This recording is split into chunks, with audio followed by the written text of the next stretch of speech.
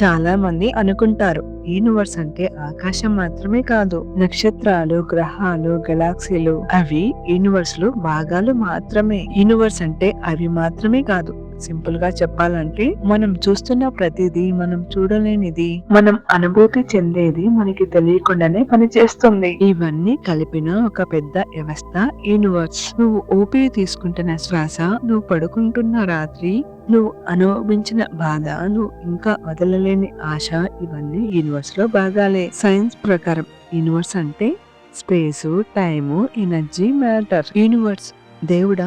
ఇక్కడ ఒక ముఖ్యమైన విషయం. కొంతమందికి యూనివర్స్ దేవుడు, మరికొందరికి యూనివర్స్ ఒక ప్రకృతి, మరికొందరికి యూనివర్స్ ఒక ఎనర్జీ. పేరు ఏదైనా సరే అర్థం ఒకటే. మనకు తెలియకుండా మనల్ని కాపాడే శక్తి, మన జీవితాన్ని సమతుల్యతలో ఉంచే వ్యవస్థ, మన చర్యలకు ప్రతిస్పందించే నియమం, దీనినే మనం యూనివర్స్ అంటాం, దేవుడు అంటాం, అలాగే ప్రకృతి అంటాం. నువ్వు రెడీ అయినప్పుడు నీ దారిని నువ్వు చేరేలా చేసే సమయం.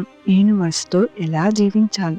చాలా సింపుల్. నిజంగా ఉండాలి, మనల్ని మనం మోసం చేసుకోకుండా ఉన్న దానికి కృతజ్ఞత ఉండాలి, భయం కంటే నమ్మకం ఎక్కువగా ఉండాలి, అన్ని వెంటనే అర్థం కాకపోయినా టైమింగ్ పై నమ్మకం పెట్టాలి, మనం చేయవలసిన పని మనం చేయాలి, మిగతా ఫలితాల గురించి అధికంగా భయపడాల్సిన అవసరం లేదు. ఎందుకంటే నీ ప్రయాణాన్ని నిజాయితీగా నడిస్తే ఆ యూనివర్స్ దారి తప్పనివ్వదు.